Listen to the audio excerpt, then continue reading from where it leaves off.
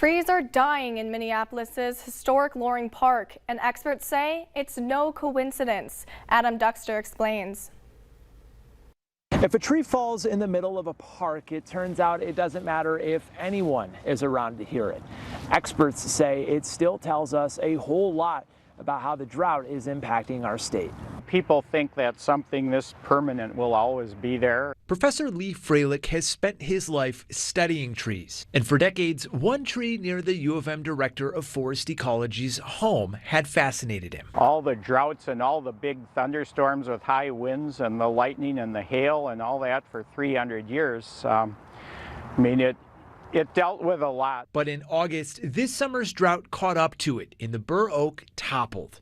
Freilich says it's not a coincidence, but rather the result of changing weather patterns becoming more severe. 2017, 18, and 19, we just had incredible amounts of rain. And then all of a sudden in 2021 and 2022, we have these incredibly deep droughts. A really old tree can't make those shifts. On Thursday, southern Hennepin County moved into extreme drought stages, taking its toll on creeks, lakes, rivers, and now trees. We never fully recovered from the 2021 drought, so this drought is building on what happened last year. So we're just kind of compounding issues as we go further along. This one looks really bad. You can see it's got dead branches at the top of the crown already. Freilich says in the last few weeks, more trees are dying. And with no rain in the forecast, he's worried about the future at Loring Park. They're dying all over the city, and it's not only bur oaks.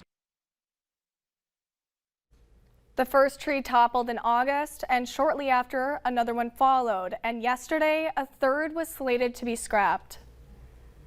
Still ahead at noon, whether you're a lentil lover or not that familiar with them, the Mr. Food Test Kitchen has a protein-packed side dish you'll want to try.